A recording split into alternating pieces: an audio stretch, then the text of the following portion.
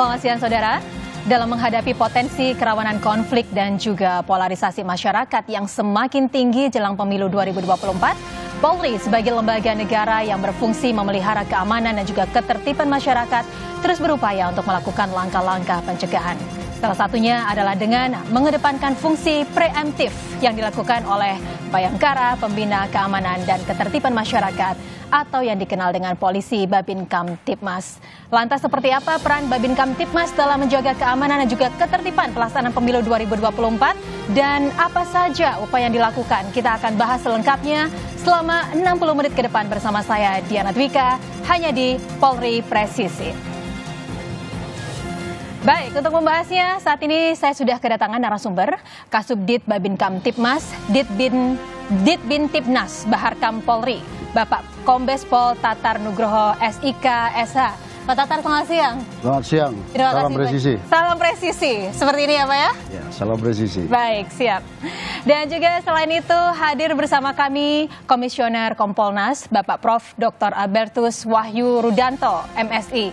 Prof. Wahyu, selamat siang. Selamat siang. Terima kasih banyak sudah meluangkan waktu bersama kami. Terima kasih, Mbak Dina. Dan juga Sosiolog Universitas Indonesia, Bapak Profesor Dr. Paulus Wirutomo, MSc. Halo, apa kabar Prof? Baik. Terima kasih. Salam presisi. Baik, ini pembahasan yang menarik sekali ya. Kita akan jelang pemilu beberapa bulan ke depan meskipun persiapannya ini dimulai 20 bulan sebelum pemberian suara begitu ya. Pastinya Polri ini sibuk sekali nih saat ini untuk pengamanan dan juga menjaga ketertiban masyarakat. Tapi di sini tadi juga sudah disampaikan ada fungsi preemptif begitu, Babin Kamtibmas. Boleh dijelaskan sebenarnya dalam susunan Polri, struktur Polri, Babin Kamtibmas ini seperti apa? Jadi begini, kami coba bawa dulu ke undang-undang, di Undang-Undang Nomor 2 tahun 2002 tentang Kepolisian Negara Republik Indonesia. Di pasal 13 kita memiliki tugas pokok itu ada 3. Okay. Yang pertama menjaga, memelihara keamanan dan ketertiban masyarakat, kemudian penegakan hukum dan melindungi, mengayomi, melayani masyarakat. Nah di situ di dalam melaksanakan tugas pokok ini ada kita mengemban namanya fungsi yang tadi disampaikan, fungsi preemptif, preventif, dan represif. Nah, BIMAS ini ada di fungsi preemptif, Mbak. Jadi fungsi preemptif ini adalah fungsi yang menjalankan tugas penangkalan kejahatan. Jadi kalau kita melihat dimensi kejahatan itu ada 3, ada potensi gangguan, ambang gangguan, dan gangguan nyata atau ancaman faktual. Nah, disitulah BIMAS bekerja untuk menangkal supaya potensi-potensi gangguan ini tidak berkembang menjadi gangguan nyata. Demikian. Untuk BIMAS sendiri dipimpin oleh Kakor BIMAS di bawah Baharkam Polri. Di bawahnya tadi disebutkan ada Dirbin Tipmas, ada Dirbin Potmas. Babin Kamtibmas, Kasubditnya ada di bawah Dirbin Tipmas. Demikian. Jadi artinya bahwa ini adalah posisi atau struktur Polri yang paling berdekatan dengan masyarakat gitu ya, garda terdepannya dan juga sekaligus sebagai jembatan antara masyarakat dan juga Polri seperti itu. Siap. Iya, baik. Kalau Prof. Wahyu sebenarnya melihat sejauh ini peran dari BIMAS seperti apa sih? Ya, terima kasih Mbak Diana. Tadi sudah dijelaskan oleh Pak Tatar bahwa posisi Babin Kamtibmas itu di preemptif. Iya. Ya, saya melihat posisi ini sangat strategis karena Babin Kamtibmas ini bisa menjalankan langsung 2 aksi. Pertama, dia sebagai peran deteksi dini. Karena dia langsung dengan masyarakat, dia bisa langsung memantau, menyerap aspirasi, mendengar, melihat, dan apapun yang bisa dipotensi. Yang kedua, dia bisa sebagai deteksi aksi. Jadi langsung dia bisa mengimprove di lapangan harus bagaimana setelah lihat kondisi ini sehingga apa yang menjadi potensi gangguan itu bisa tereliminir atau mungkin justru bisa hilang sejak awal. Jadi melalui deteksi dini dan deteksi aksi ini peran ini sangat kuat dan itulah saya kira kekuatan Babin Kamtibmas di negeri ini terutama sebagai andalan Polri sebagai garda depan. Karena dia interaksinya bukan hanya 1-2 jam tapi 24 jam dia aktif di sana. Jadi ini yang menurut saya yang harus diberdayakan, harus didorong dan juga harus dikelola dengan baik ya. Ya, kalau tadi seperti disampaikan sebagai fungsi preemptif, ini Babin Kamtibmas ini ada sebagai alat pengendali, penggerak dan juga ini pemberdaya masyarakat begitu. Mungkin saudara-saudara pemirsa kita di rumah juga ingin mengetahui sebenarnya untuk menjalankan peran-peran itu apa saja yang dilakukan mungkin Pak? Babin Kamtibmas ini bertugas di desa. Okay. Jadi dia sebagai pengendali, artinya bahwa Babin Kamtibmas ini selalu mengarahkan dan memonitor kegiatan-kegiatan masyarakat di wilayahnya. Dia mengendalikan kegiatan-kegiatan ini supaya tidak melanggar hukum atau melakukan tindakan-tindakan di luar hukum atau kejahatan. Kemudian sebagai pengarah, kita Babin Kamtibmas memberikan bimbingan kepada masyarakat untuk dapat berperan aktif di dalam mewujudkan keamanan dan ketertiban di masyarakat. Kemudian sebagai penggerak, jadi Babin Kamtibmas ini menggerakkan potensi-potensi yang ada di masyarakat untuk turut serta di dalam membangun suatu daya tangkal di masyarakat itu. Sehingga masyarakat itu akan terwujud keamanan dan ketertiban di dalam masyarakat. Demikian, Pak. Iya, kalau Prof. Paulus sendiri melihat dari kacamata masyarakat nih, dari sudut pandang masyarakat, seberapa penting sebenarnya peran dari Binmas ini, Prof? Ya, saya lihat Binmas ini sangat strategis. Kalau secara sosiologis, kita lebih melihatnya bukan hanya sebagai yang menjaga, mengawasi, dan segala macam dari masyarakat, tapi lebih bisa mengajak masyarakat. Jadi secara sosiologis ya, masyarakat kita itu semakin lama harus semakin cerdas di dalam menjaga dirinya sendiri. Jadi kalau tadi Babin Kamtibmas itu efektif, itu menurut saya sebagai sosiologi, secara sosiologis, bagaimana dia semakin lama membuat kesadaran masyarakat sehingga dia bisa berpartisipasi, menjaga dirinya sendiri, itu semakin baik. Tetapi bahwa prinsipnya Babin Kamtibmas itu mendekati masyarakat, saya setuju sekali. Memang itu cara yang paling baik bagi polisi. Tidak terlalu jauh dari masyarakat, tapi dia sudah masuk ke sana. Apalagi sekarang ada polisi RW, saya kira lebih bagus lagi. Ya, nanti kita akan bahas juga tentang polisi RW yang pasti tadi saya juga menggarisbawahi bahwa Babin Kamtibmas ini ada di tengah-tengah masyarakat, gitu, sangat dekat dengan masyarakat. Tadi juga sudah disampaikan ini sebagai alat pengendali, penggerak dan juga pemberdaya. Kalau dalam ranah pemilu gitu, apa sih sebenarnya sudah dilakukan dalam hal pengendalian atau mungkin penggerakan dan juga pemberdayaan masyarakatnya ini, Pak Tatar? Baik, begini Pak. Babin Kamtibmas ini sejak awal sudah melaksanakan perannya. Jadi dari mulai tahun lalu sebenarnya kita sudah melaksanakan kegiatan-kegiatan untuk memberikan pemahaman kepada Babin Kamtibmas di dalam menghadapi pemilu. Jadi Babin Kamtibmas perannya di masyarakat seperti disampaikan oleh Pak Rudianto tadi, Pak Wahyu, bahwa Babin Kamtibmas itu melaksanakan peran deteksi dini. Deteksi dini. Jadi dia mengumpulkan informasi-informasi yang ada di dalam masyarakat, kemudian ini menjadi sebuah informasi yang disampaikan sebagai early warning system kepada pimpinan. Sejak tahun lalu, ini meskipun pemilunya masih tahun 2024. Tahun lalu kita sudah persiapkan ya. Betul. Kemudian selain sebagai deteksi dini, mereka juga melakukan kegiatan-kegiatan yang namanya sambang. Nah, sambang inilah yang tadi disampaikan oleh Prof. Wahyu, bahwa sambang ini sangat bagus sekali. Kenapa? Karena tujuannya untuk mendekatkan polisi dengan masyarakat. Jadi door to door system, mereka melaksanakan dari rumah ke rumah, ingin mendengarkan apa yang menjadi informasi dari masyarakat, keluhan masyarakat apa, kemudian dia serap semua, kemudian terjadi dialog di situ.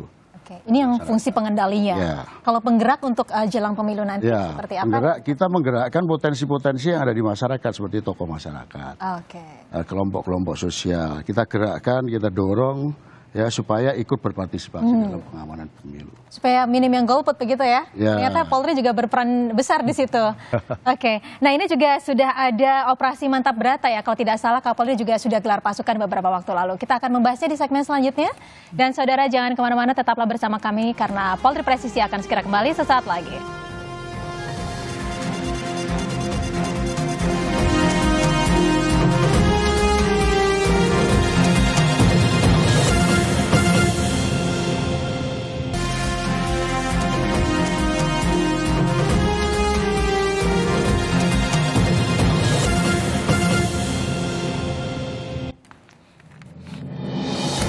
Ya, terima kasih saudara masih bersama kami di Polri Presisi, masih bersama narasumber kami ada Kombes Tatar, Prof. Wahyu dan juga Prof. Paulus, dan kita masih membahas tadi peran Babin Kamtibmas begitu ya di masyarakat. Ada fungsi preemptif sebagai pengendali, penggerak dan juga pemberdaya masyarakat. Kita akan bertanya lebih jauh. Ini terkait pelaksanaan pemilu, ada yang disebut dengan operasi Mantap Brata begitu 2023. Mungkin bisa dijelaskan ke Pak Tatar apa yang dimaksud dengan operasi Mantap Brata, dan juga kalau tidak salah Kapolri juga sudah gelar pasukan ya beberapa waktu lalu begitu, dan juga melibatkan kurang lebih 11 satuan tugas begitu. Bisa dijelaskan tentang operasi Mantap Brata? Baik, operasi Mantap Brata ini dilaksanakan untuk pengamanan pemilu biasanya ya. Kemudian BIMA sendiri itu posisinya ada di dalam Satgas Preemptif. Satgas Preemptif seperti kami jelaskan tadi. Di situ ada juga Subsatgas Intelijen. Jadi BIMAS, Subsatgas BIMAS, Intelijen, Subsatgas Intelijen.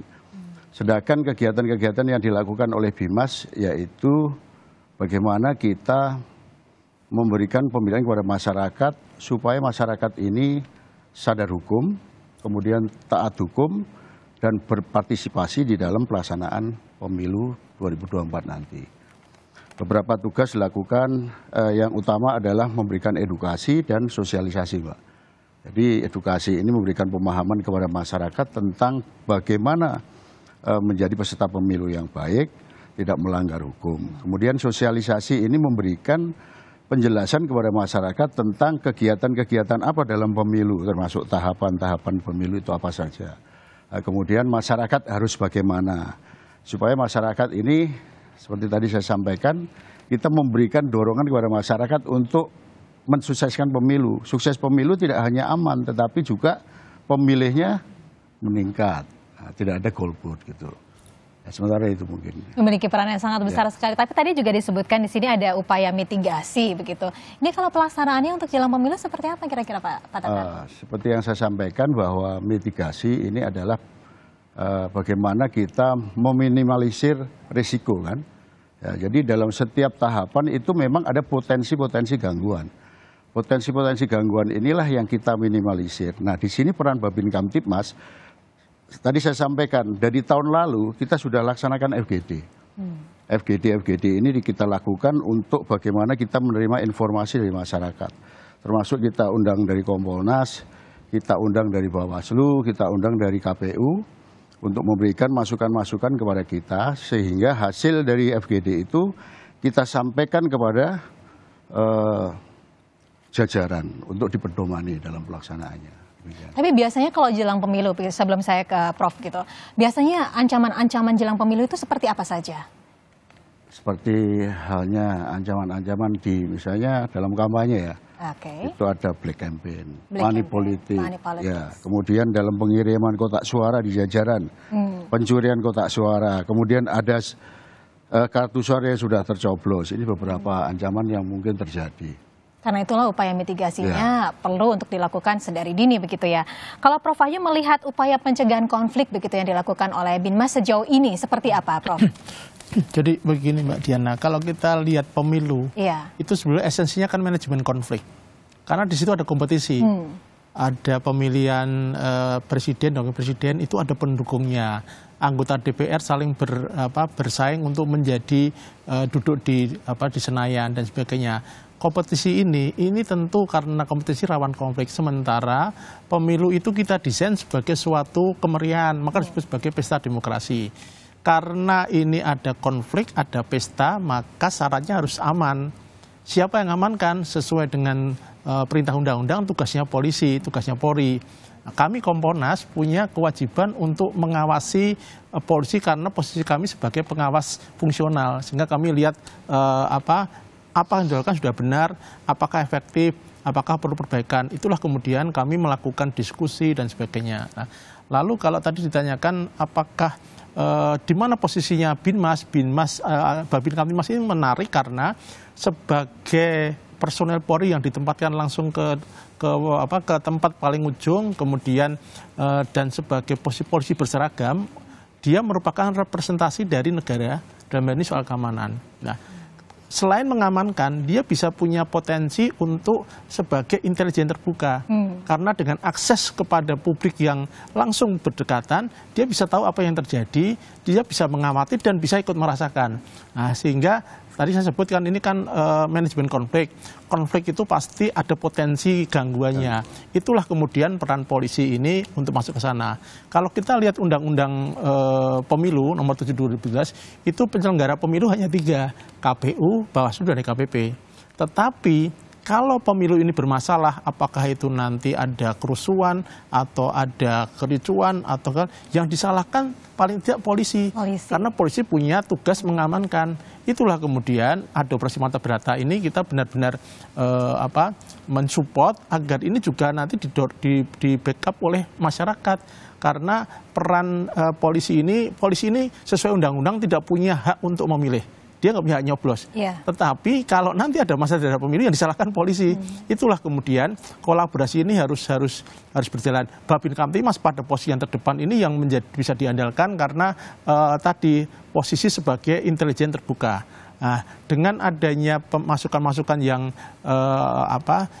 mendalam dari para teman-teman Babin Kamtibmas, tentu nanti akan diolah melalui tim operasi mata berata ini sehingga nanti tindak lanjut follow up-nya bisa lebih efektif.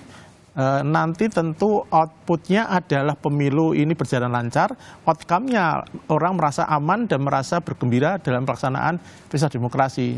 Kira rentetan esensi pemilu sampai ini yang harus kita amati, kita jaga dan benar-benar semuanya mensupport melalui salah satunya peran Babin Kamtibmas ini. Iya, memang tahapan-tahapannya sangat panjang begitu ya, dan ini masih permulaan mungkin baru kemarin mendaftarkan ke KPU. Mungkin nanti semakin ke belakang kampanye mungkin konflik-konflik itu mungkin akan semakin bermunculan. Kita harapkan tadi seperti Prof. Wahyu sampaikan kalau bisa merangkul masyarakat juga begitu, tidak hanya Polri yang berperan mengamankan tapi juga masyarakat terlibat seperti itu. Nah, kalau begitu saya langsung tanyakan nih ke Prof. Albertus, kalau begitu Prof. Paulus, bagaimana caranya supaya ini bisa efektif, masyarakat itu bisa ikut serta begitu untuk bisa menjaga ketertiban dan keamanan di masyarakat untuk jelang pemilu begitu, Prof. Paulus? Ya, itu pertanyaan yang bagus ya. Karena kalau kita bicara tentang pemilu, itu kelihatannya mari kita berpesta. Mari kita berpesta, demokrasi. Kita semua bergembira. Kayaknya enak-enak aja. Tapi kenyataannya yang keluar nanti konflik di sebelah sini, ancamannya. Wah, berarti polisi itu memang bebannya dalam tanda petik itu berat. Karena kalau dia ingin memasukkan pengertian kepada masyarakat bahwa ini mari kita bergembira loh, kita gitu. Itu kan harus ada sosialisasi yang bagus. Nah, berarti polisinya ini harus mampu melakukan sosialisasi. Nanti sampai kepada kalau ada perselisihan terus meningkat sampai konflik, dia juga yang harus bisa supaya memanajemen konflik. Nah, berarti polisi mulai harus betul-betul bersiap, sekarang masih ada waktu sedikit untuk mulai menjalin itu bersama dengan tokoh-tokoh dari masyarakatnya. Nggak mungkin polisi sendirian melakukan dari sosialisasi sampai manajemen konflik. Apalagi kalau kata manajemen itu kan sebetulnya yang bekerja bukan manajernya, tapi si manajer harus bisa menggerakkan masyarakatnya untuk bekerja buat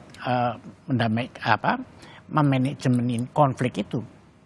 Dan oleh karena itu, menurut saya nih ya, Babin Kamtibmas ini betul-betul sekarang itu dipersiapkan sudah mulai turun ke masyarakat itu kepada para siapa aja. Kalau sekarang zaman sekarang anak milenial influencernya harus bisa masuk. Ketua RT RW, itu pengaruhnya besar loh ketua RT RW itu kalau itu bisa dirangkul semua. Jadi dia itu bisa betul-betul efektif karena nanti begitu ada apa-apa disuruh mensosialisasi ya langsung menggerakkan para tokohnya itu. Sekarang misalnya yang namanya jurnalisme masyarakat, citizen journalism itu kan sekarang berkembang. Nah itu kalau polisinya harus bisa menggerakkan orang-orang yang untuk menjadi jurnalis yang baik. Tapi caranya bagaimana? Jangan malah dia ikut-ikutan menyebarkan hoax dan sebagainya. Jadi begitu kompleks ya. Jadi menurut saya memang harus dipersiapkan betul si polisi ini sebagai manajer dari di masyarakat itu mulai dari sosialisasi sampai kepada konflik gitu. Baik, artinya juga melibatkan masyarakat secara langsung gitu ya, harus, Pak ya, itu untuk ya. itu harus Sangat. ya, karena tidak bisa bekerja sendiri begitu tadi Prof sampaikan. Kalau tadi Prof Paulus juga menyampaikan ini perlu untuk menggandeng masyarakat. Ini salah satu strategi yang saya melihat di sini itu ada yang namanya sambang warga begitu dan juga patroli dialogis.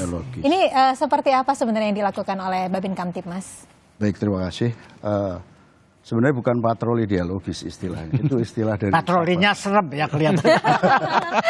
Oke. Jadi sebenarnya itu kegiatan sambang yang dilakukan oleh Babin Kamtibmas. Sambang itu mengunjungi, ya, kita kunjungan. Jadi pakai sistem door to door system, jadi dari pintu ke pintu. Jadi Babin kita jumlahnya ada 39.000.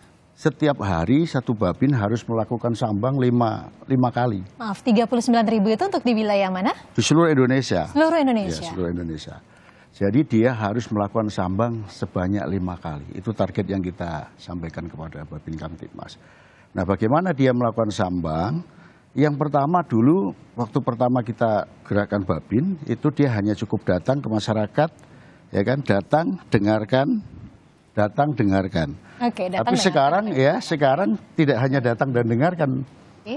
Datang, dengarkan, kemudian ada interaksi, ya, dialog dengan masyarakat. Kita melihat keluhan-keluhan yang disampaikan oleh masyarakat. Nah, Babin punya kewajiban menyelesaikan permasalahan yang ada di masyarakat. Salah satu contoh nih misalnya, masyarakat menginformasikan, Pak Babin di sebelah sana jalannya rusak gitu ya. Sering orang jatuh. Nah, apa yang dilakukan oleh Babin? Menindaklanjuti itu. Babin selalu berkoordinasi dengan namanya 3 pilar. 3 pilar itu ada kepala desa atau lurah, Babinsa dan Babin Kamtibmas. Nah, di dalam melaksanakan tugasnya dia di desa, dia bisa membangun forum kemitraan polisi masyarakat. Nah, itulah yang menjadi wadah untuk menyelesaikan segala permasalahan yang ada di masyarakat. Tadi saya sepakat dengan yang dikatakan Profesor tadi bahwa polisi ini harus dekat dengan masyarakat. Itulah salah satu tujuan patroli tadi, mendekatkan polisi dengan masyarakat sehingga masyarakat keluarnya apa, keinginannya apa, polisi bisa tahu gitu loh.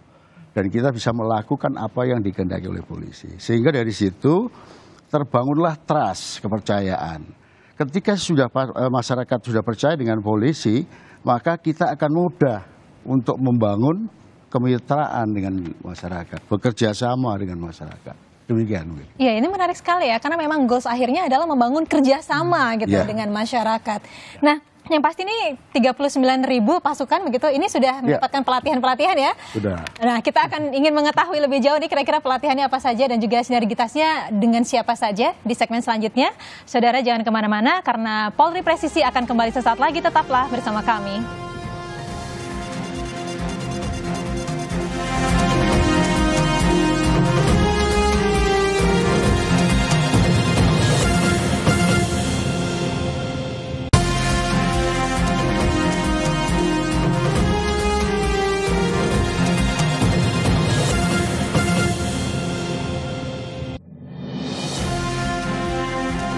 Ya, terima kasih saudara, Anda masih bersama kami di Polri Presisi dan kita masih membahas tentang peran Babin Kamtibmas dalam Pemilu Damai 2024. Dan juga di segmen sebelumnya kita sudah mendengarkan bahwa ada kurang lebih 39.000 begitu ya, anggota Binmas yang tersebar di seluruh Indonesia begitu, dan juga berupaya untuk terus mengajak dan juga merangkul masyarakat untuk dapat bersama-sama mengamankan dan juga mensukseskan Pemilu Damai begitu. Nah, ini pastinya dibutuhkan pelatihan-pelatihan. Ini apakah memang ada pelatihan khusus begitu jelang pengamanan Pemilu 2024, Kombes Tatar? Ya, baik. Untuk setiap operasi di kepolisian, jadi operasi kepolisian itu berarti anggarannya khusus, waktunya juga diatur, sasarannya juga sasaran khusus. Selain itu ada namanya kegiatan kepolisian, itu yang dilaksanakan secara rutin, hari ke hari itu ya. Di dalam setiap operasi itu kita melaksanakan latihan pra-operasi namanya. Dan itu sudah dilaksanakan oleh Sopori di tingkat Mabes Polri. Mulai kapan ini Pak? Sebelum operasi itu dimulai. Sebelum operasi dimulai dilaksanakan latihan pra-operasi. Di dalam latihan itu ingin mensinergikan bagaimana melihat sinergisitas antar fungsi preemptif, preventif, represif. Jadi ketika ada kejadian seperti apa, ini bisa disimulasikan. Nah, itu setiap Polda juga melaksanakan biasanya dengan latihan di lapangan secara terbuka ya, gladi lapangan itu. Nah, itu yang dilaksanakan untuk khusus menghadapi pemilu. Tetapi selain latihan tadi, kita juga memberikan pelatihan kepada Babin. Jadi Babin itu ketika diangkat oleh Kapolda, ya yang mengangkat Kapolda Mbak, dengan skep Kapolda, itu dia harus mengikuti namanya Dikbangspes, pendidikan pengembangan spesialisasi, fungsi Bimas atau spesialisasi Babin Kamtibmas, gitu. Nah, itu pelaksanaannya di Pusdik Bimas. Nah, apabila dia tidak sempat mengikuti itu, dia bisa mengikuti namanya Katpuan, peningkatan kemampuan yang diselenggarakan oleh Korbimas Polri. Jadi di Mabes Polri, kami menyelenggarakan biasanya 1 tahun itu 270 orang, 280 orang, ya. Kemudian Babin kita jumlahnya berapa? 39.000. Jadi kalau ini dilaksanakan 80 tahun baru selesai. 80 tahun baru selesai. Jadi kami mengambil inisiatif memberikan pelatihan secara hybrid. Ada yang tatap muka, ada yang Zoom. Tahun lalu kami mencapai capaian latihan kita bisa 15.000 orang. Target saya tahun depan selesai, Bro. Jadi 39.000. Itu dengan cara hybrid. Selain itu di Polda-Polda juga melaksanakan pelatihan. Namanya program latihan yang dilaksanakan di SPN-SPN. Di SPN-SPN itu dilaksanakan pelatihan secara rutin juga setiap tahun. Kita sudah memberikan masukan kepada Polda agar juga dilakukan secara hybrid. Sehingga semua Babin bisa mengikuti pelatihan itu. Nah, itu yang kita laksanakan. Selain itu juga kita menggandeng beberapa kementerian, kemudian seperti BNN, BNPT, memberikan pelatihan khusus tentang narkotika, tentang terorisme, radikalisme, itu yang kita sudah laksanakan juga. Dalam menghadapi pemilu, tahun lalu kita juga bersama BNPT laksanakan latihan. Kemudian kita juga mengundang dari media, MNC, untuk memberikan pelatihan kepada Babin Kamtibmas bagaimana membuat konten di media.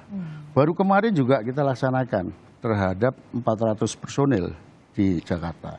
Diberikan oleh Humas untuk melatih bagaimana bermedia sosial untuk tadi yang dikatakan Profesor tadi, menyampaikan himbauan melalui media sosial, membuat konten yang baik seperti apa, kemudian apa isi tulisan yang harus disampaikan di situ. Jadi Babin Kamtibmas kita harapkan bisa memiliki pemahaman itu, menyampaikan himbauan-himbauan sosialisasi tidak hanya langsung tetapi bisa melalui media sosial. Ya, itu Mbak. Karena memang sekarang Gen Z ini jumlahnya banyak sekali ya Pak ya, usia-usia muda, dan mereka biasanya lebih banyak mengakses media sosial. Itu menjadi salah satu saluran begitu ya, informasi yang cukup efektif.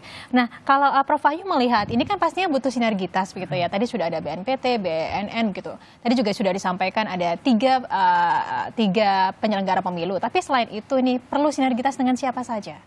Jadi begini. Kalau kita lihat komposisi pemilu, ini IO-nya itu KPU, yang ngawasi Bawaslu, kalau ngetik DKPP.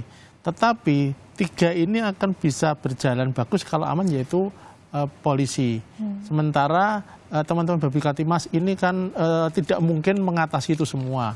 Tadi jumlahnya disebutkan hanya 39.000, desanya 80.000-an, dan kami sudah ke wilayah, itu ada satu Babin Kamtibmas yang dia harus membawahi 3-4 desa. Bisa Mbak Diana bayangkan, satu orang dia di 3-4 desa yang jaraknya bisa 1-2 malam baru sampai. Jauh-jauh ya sehingga tidak mungkin kerja sendiri. Karena itu kerjasama dengan KPU sebagai penyelenggara tentu wajib. Lalu Bawaslu tentu juga wajib, karena di sana ada komunikasi, interaksi mengenai masalah-masalah yang muncul. Karena posisi Babin Kamtibmas tidak hanya sekedar ngamankan, tapi dia juga punya peran sebagai problem solver. Karena ketika ada masalah, dia bisa langsung berkomunikasi. Tadi ada banyak kemampuan komunikasi, negosiasi, kemampuan public speaking, ya. Dan itu menjadi penting ketika nanti ada masalah, sejak awal sudah penyelesaian di awal. Jadi problem solving itu di depan sehingga tidak akan muncul. Nah, lalu tentu kerjasama dengan aparat pemerintah daerah. Karena yang punya warga ini aparat pemerintah daerah. Ini harus jalan semua. Sehingga memang boleh dikatakan teman-teman Babin Kamtibmas ini manusia super. Dia harus dan mohon maaf kalau saya lihat tunjangannya itu sangat minim sekali, dan menurut saya harus didongkrak ini karena manusia super. Keberhasilan, mohon maaf ya, keberhasilan misalkan kita ingat ke belakang ya, waktu rame-ramenya pandemi COVID, itu teman-teman Babin Kamtipmas sangat berperan untuk keberhasilan bagaimana meredam sama dengan pemilu nanti. Teman-teman akan sangat berperan bagaimana menekan potensi konflik. Nah, jadi tadi selain kerjasama dengan penyelenggara pemilu, tentu dengan Pemda, dan tentu dengan tokoh masyarakat, serta tokoh agama, tokoh masyarakat, dan tokoh-tokoh adat yang itu sangat dikuasai oleh teman Babin Kamtipmas karena interaksi hariannya itu. Jadi saya berpandangan posisi Babin Kamtipmas ini sangat strategis, hanya masalahnya terus terang saja problem SDM. Beberapa, ini mungkin Pak Tatar punya datanya, usianya, kami pernah penelitian, Komponas penelitian tahun lalu tentang peran Babin Kamtipmas. Rupanya mayoritas teman-teman Babin ini usia tua. Usia tua itu mungkin pengalaman tapi kan kondisi fisik terbatas, kemudian juga mungkin pengetahuan. Sementara sekarang generasi generasi Z ya, Gen Z, pemilu nanti dari sekitar 205 juta pemilih, itu 52% adalah pemilih di bawah 40 tahun. Di mana dengan data yang ada, rata-rata adalah selain milenial adalah Gen Z, yang cara berpikirnya berbeda dengan cara berpikir generasi yang di atas 40 tahun. Nah, nanti mungkin Prof. Polres bisa lebih detail kalau soal karakter apa kalau masyarakat ini. Sehingga teman Babin Kamtipmas ini, dia kan harus adaptif terhadap dinamika yang muncul di lapangan, dan juga adaptif terhadap cara berpikir yang berbeda-beda di lapangan. Tentu kemudian jadi harus kolaborasi juga dengan para teman-teman di lembaga pendidikan, dengan sekolah, madrasah, dan sebagainya. Jadi memang sebagai manusia super ini harus kita rawat betul, sehingga sinergi yang dia bangun itu juga nanti efektif ketika di level pusat mengambil keputusan-keputusan yang strategis. Itu menurut pandangan saya ya. Saya kembali ke Pak Tatar. Ini benar ya Pak, bisa ada satu petugas di sejumlah wilayah begitu ya Pak ya? Betul. Mana kalau misalkan kita di luar Jawa, biasanya wilayahnya jauh-jauh sekali. Iya. Nah, tapi pastinya ini butuh keterampilan khusus nih ya Pak. Ini kira-kira apa saja keterampilan yang dibutuhkan oleh Binmas ini Pak? Seperti yang disampaikan tadi Prof. Wahyu, bahwa Babin ini dibekali dengan keterampilan komunikasi, komunikasi efektif. Kemudian bagaimana keterampilan melakukan negosiasi. Jadi ketika ada permasalahan, dia harus mampu melakukan negosiasi. Dia tidak bisa langsung ada masalah dia mundur, dia panggilin, nggak bisa, karena dia yang ada di depan. Itu. Kemudian kemampuan lain yang dibekalkan adalah komunikasi, negosiasi, kemampuan untuk keterampilan memberikan pertolongan pada korban ya ketika bencana, terus kemudian kemampuan untuk membangun kerjasama ya. Jadi ini penting sekali. Kenapa? Karena inti daripada dia berada di masyarakat itu untuk bagaimana membangun kemitraan dengan masyarakat kan. Jadi dia harus pandai bagaimana cara membangun. Kemudian ada juga keterampilan pengembangan masyarakat, community engagement. Jadi dia melihat potensi-potensi yang ada di masyarakat. Bagaimana saya menggunakan potensi-potensi ini mendukung tugas-tugas kepolisian itu. Dan ini sangat menarik. Babin-babin kita itu pintar-pintar, Mbak. Di Jogja saya kemarin datang pada satu tempat. Ini lokasi dulunya kalau kita dengar Sanggrahan, Pak. Nah itu sekarang sudah berubah. Sanggrahan itu dulu tempat prostitusi. Itu sekarang sudah berubah menjadi tempat wisata. Jadi si Babin ini merangkul potensi-potensi yang ada di masyarakat. Dia berdayakan orang yang ahli dalam pembuatan ternak ikan. Jadi ada irigasi, dia bangun, dia panggil orang yang ahli.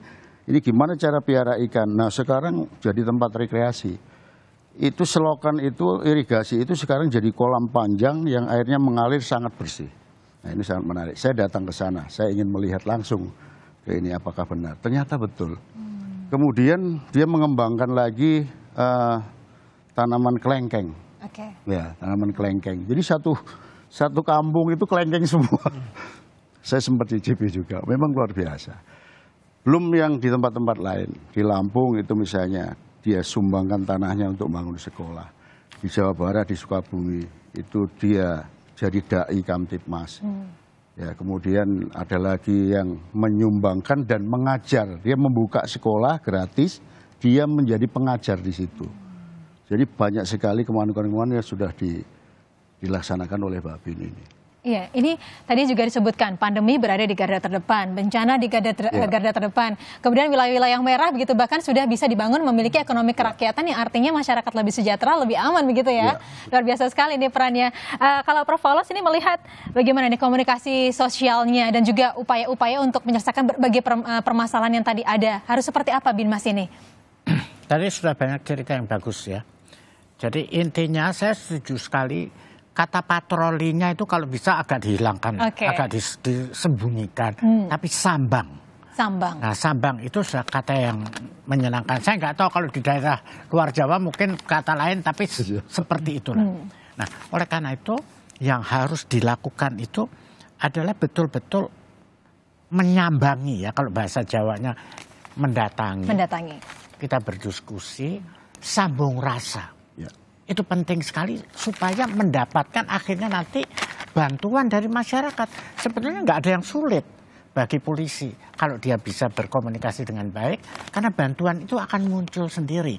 Bagaimana mengatasi kalau ada yang bertengkar dengan cara setempat.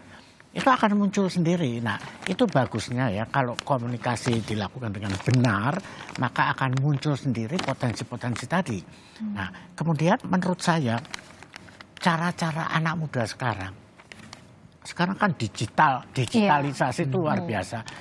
Ajak mereka bicara tentang bagaimana komunikasi yang terutama di dalam pemilu ini ya, secara digital ini sampai seperti apa bisa dimanfaatkan. Mungkin polisinya sendiri belum terlalu tahu, tapi kalau polisinya bisa mengajak anak-anak muda, mungkin akan keluar itu. Makanya menurut saya yang didatangi, kalau sambang, tadi ada 5 ya Pak, yaitu 5 apa? Apa itu 5 keluarga? Kalau menurut saya tidak selalu harus keluarga. Bisa warung, warung tempat anak-anak kongko ya. Terus kemudian bisa masjid, kalau memang bisa duduk-duduk di masjid, dan bahkan sekolah. Ya kalau sekarang anak SMA kan sudah banyak yang ikut pemilu, ya datangin aja SMA lalu berdiskusi dan segala macam, itu akan keluar semua potensi-potensi itu. Jadi menurut saya intinya memang pada sambung rasanya sampai menghasilkan suatu dukungan ya dari masyarakat tadi. Iya, memang Polri presisi ya, tidak berjarak lagi dengan masyarakat, bahkan sangat terbuka untuk menerima kritik dari masyarakat begitu. Tapi tadi yang menjadi menarik juga di sini adalah tadi usianya mungkin di atas 40 begitu. Sementara kita banyak sekali yang Gen Z. Ini yang kalau jelang-jelang pemilu biasanya banyak hoax nih ya. Kita akan bahas di segmen selanjutnya. Dan saudara jangan kemana-mana, Polri presisi akan segera kembali sesaat lagi. Tetaplah bersama kami.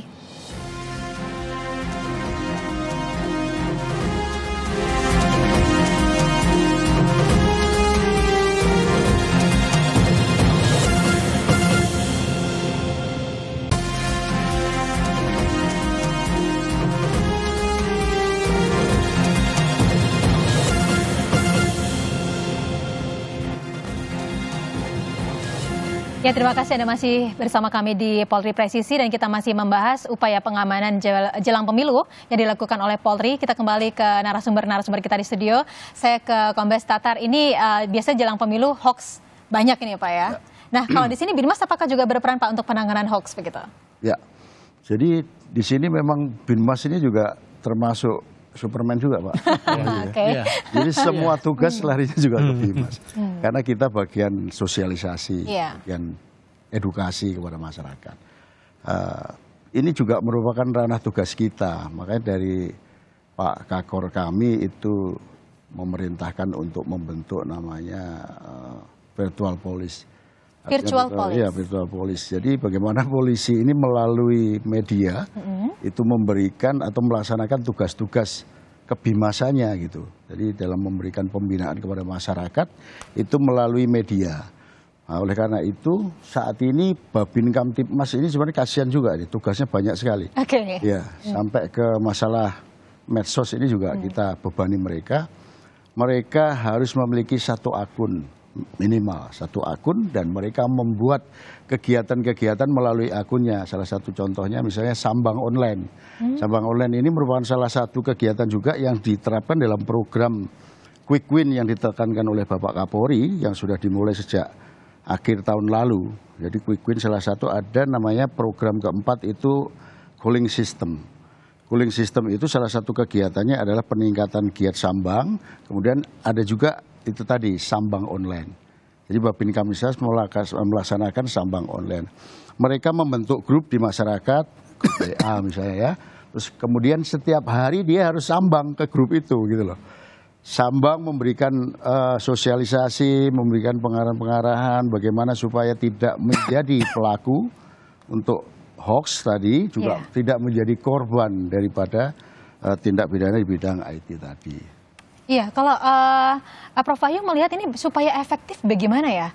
Karena mungkin tidak semua wilayah di Indonesia ini sudah teraliri listrik, tidak semuanya juga punya internet. Nah, supaya efektif ini seperti apa? Terima kasih Mbak Diana. Jadi tadi sejak awal saya sampaikan, pemilu itu manajemen konflik. Di sana ada yang berkompetisi. Kemudian ada media untuk memperkenalkan dan mempengaruhi pihaknya yang namanya kampanye. Maka muncul yang namanya black campaign, kampanye hitam, dan negatif campaign, kampanye negatif. Ini kalau kampanye hitam, itu ada undang-undang yang menegurnya, yaitu undang-undang ITE kalau dengan ini. Tapi kalau kampanye negatif nggak bisa disalahkan. Misalkan ini caleg si A ini pernah punya masalah keluarga begini, itu faktanya ada dan itu dipublish. Sekarang yang paling efektif untuk publikasi mengenai hal seperti itu adalah media sosial. Saya punya data ini terakhir Mbak di tahun 2022-2023 pertengahan ini, dari 277 penduduk Indonesia, itu data yang menurut WIA Sosial itu ada 204 juta yang menggunakan internet. Jadi hampir 70%. Walaupun ada yang masih terbelakang, saya sebutkan ya, tetapi kalau kita lihat data pengguna medsos, itu ada sekarang ini data yang ada tercatat 191 juta. Artinya media sosial ini adalah sekarang cara orang untuk mempercepat menyampaikan informasi. Tentu karena menyampaikan informasi dan ada kepentingan dalam pemilu, ada informasi yang benar, ada yang tidak benar. Dan ketika itu terakumulasi yang tidak benar itu nanti akan menyebabkan kerawanan, karena di sanalah ada suka tidak suka, kemudian ada fanatisme, sampai kalau yang paling berbahaya intolerisme. Dan inilah yang harus terdeteksi oleh teman-teman Babin Kamtibmas yang sekarang harus berhadapan dengan generasi Z dan generasi milenial, di mana posisinya dalam pemilu nanti ada 52%, separuh lebih ini. Nah, saya kira ini maka yang efektif apa? Ya harus selain pendekatan konvensional, pendekatan tadi melalui medsos, kemudian memantau, lalu kemudian ikut masuk ke dalam. Jadi ikut masuk ke dalam perbincangan tadi. Sekarang berkembang yang paling sederhana grup WA.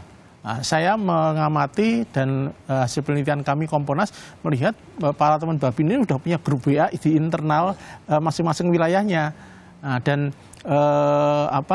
kalau kita lihat data pengguna, terutama pengguna ini gadget, pengguna handphone ya, itu di kota rata-rata punya lebih dari satu. Nah, sehingga kalau teman-teman Babin Kamtibmas ini tidak terlibat ke sana, akan nanti jadi bumerang. Hanya masalahnya ini kan butuh supporting banyak hal. Pertama tentu saran personal harus bagus. Handphone itu kalau tidak dibeli yang mahal, kan kasihan teman-teman Babin Kamtibmas. Jadi harus ada ini Pak Tatar ini bagaimana caranya. Kemudian untuk bisa komunikasi dengan menggunakan medsos, itu kan butuh pulsa, ada biaya lagi.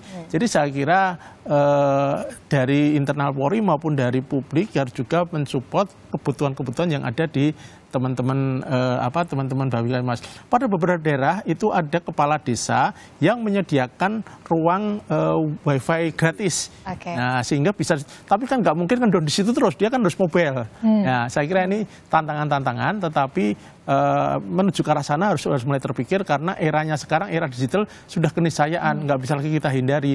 Dan dari data tadi menunjukkan mau tidak mau memang harus masuk ke wilayah itu. Jadi sambang tadi bukan hanya sambang secara fisik, tapi juga secara virtual maka begitu ya. itu ada, kalau dulu waktu Mas Tatar masih pangkat-pangkat perwira pertama kan ada namanya apel ini pakai HT.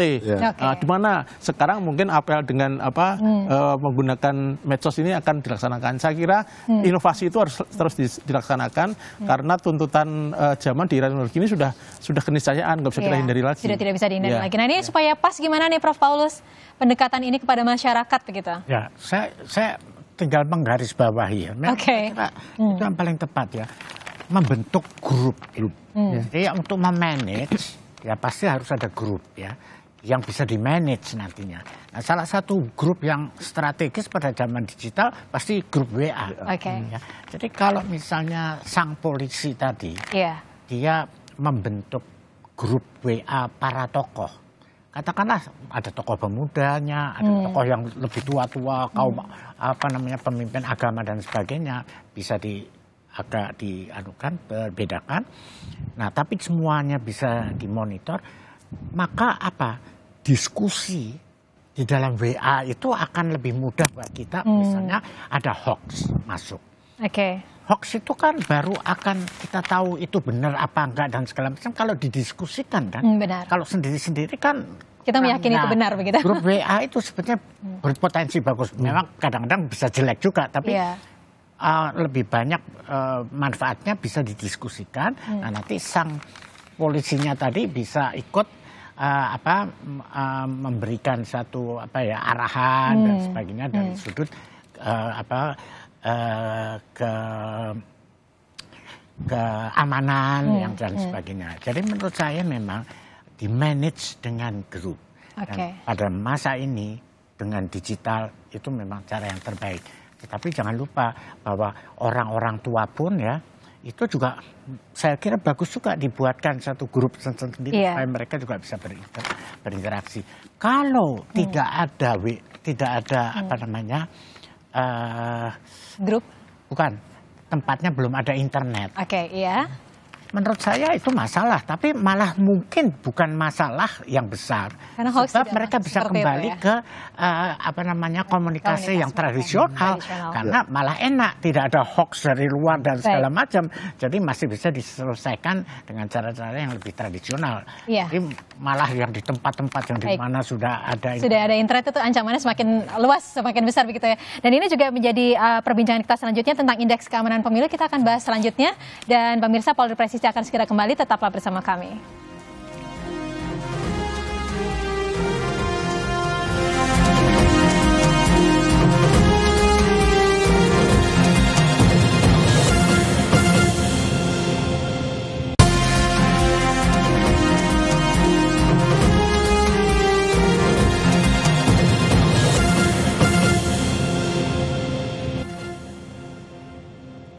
Baik, Anda masih bersama kami di Polri Presisi dan kita masih melanjutkan perbincangan ini tentang pengamanan jelang pemilu yang dilakukan oleh Polri. Saya ke Kombes Tatar. Ini tadi saya juga mendengar salah satu upaya liaison officer ini ada yang disebut polisi RW begitu ya. Ini polisi RW ini sebenarnya apa nih Pak?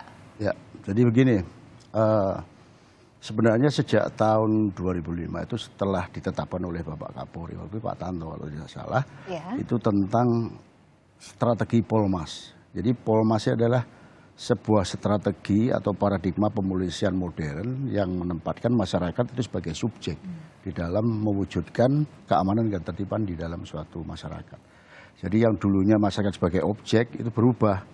Intinya bagaimana kita membangun kemitraan dengan masyarakat. Jadi kita duduk sejajar dengan masyarakat, kita bekerja sama dengan masyarakat untuk mewujudkan keamanan dan ketertiban di lingkungan.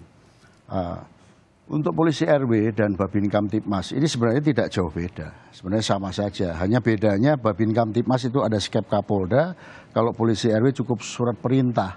Karena kenapa skep? Karena Babin Kamtibmas ada tunjangannya, Mbak. Ada tunjangannya. Meskipun hanya 100.000 satu bulan.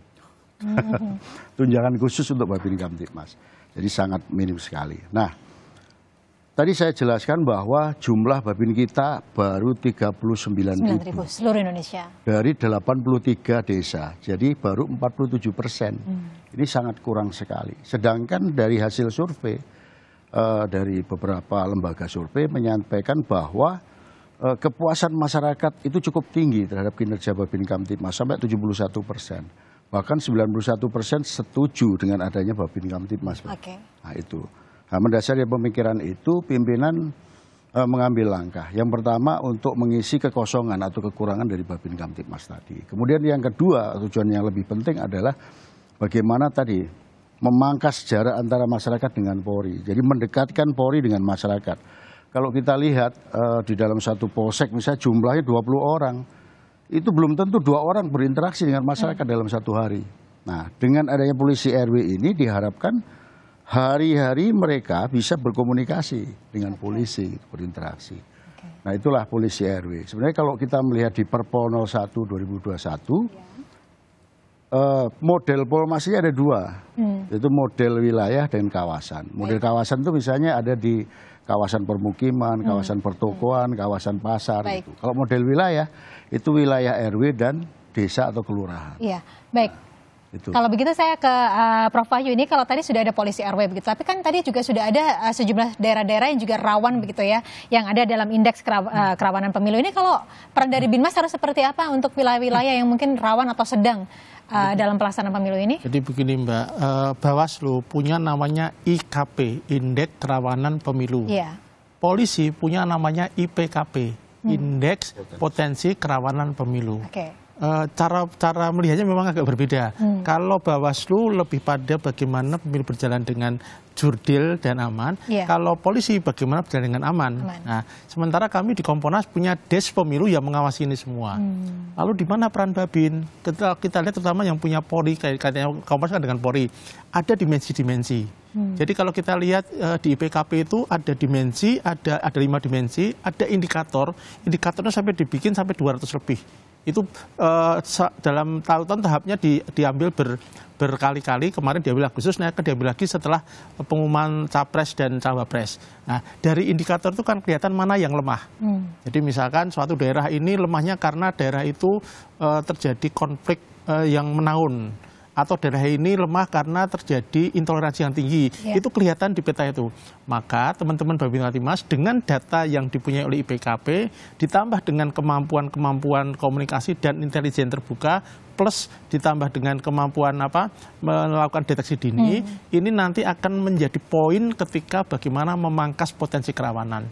Jadi ini sangat efektif sekali karena ketika data yang sudah diolah oleh Baintel Polri ini kemudian sampai di wilayah, teman Babin Kamtipmas mengelaborasi dengan fakta di lapangan, maka langsung ada problem solving yang sejak awal ditangani. Dengan begitu maka harapan kita potensi itu sudah terdeteksi sejak awal, sudah teratasi sejak awal melalui problem solving tadi. Kira-kira itu ya. Iya. Nah ini Prof, kalau tadi sudah kita jabarkan peran penting dari Binmas, kemudian tantangannya, singkat saja ini kira-kira harapannya dan apa yang harus dilakukan supaya memang pelaksanaan pemilu nanti bisa aman begitu dari sisi Binmas. Jadi tadi penekanannya karena polisi RW itu sangat-sangat strategis, tapi harus Superman begitu ya. Nah, sekarang kalau ngajarin mereka, jangan terlalu banyak diajarin secara teoritis orang-orang dari luar.